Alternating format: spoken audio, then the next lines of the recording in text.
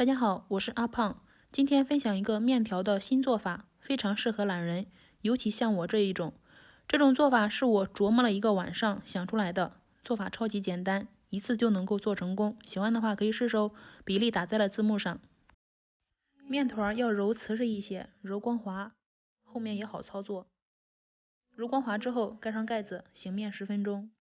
面团醒好后不用揉，揉的话会破坏面粉的筋性，直接从中间戳一个洞。搓成长条，再分成8个均匀的小剂子，每一个小剂子都先搓成圆饼状，再用擀面杖擀开，不需要擀太薄，擀成1厘米的厚度就可以了。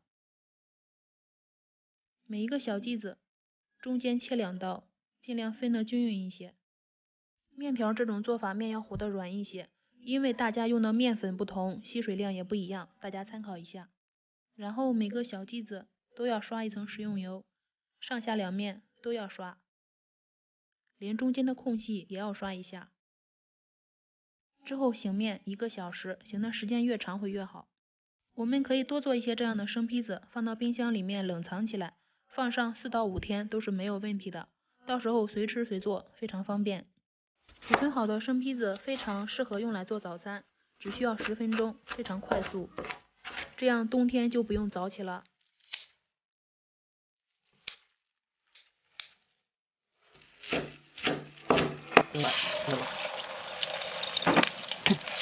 做面条的话，大家喜欢什么口味的就做什么口味的，我是特别喜欢西红柿鸡蛋的。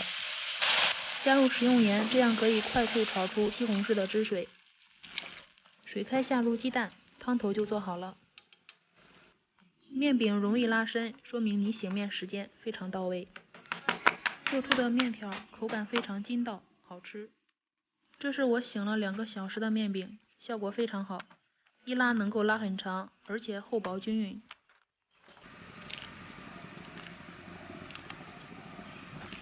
用筷子拨开，防止粘连。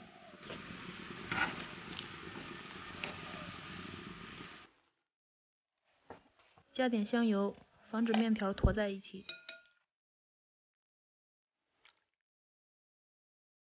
这种方法做的面条特别适合懒人，非常简单，而且能够一次多做一些，随吃随取，特别方便。谢谢您的观看。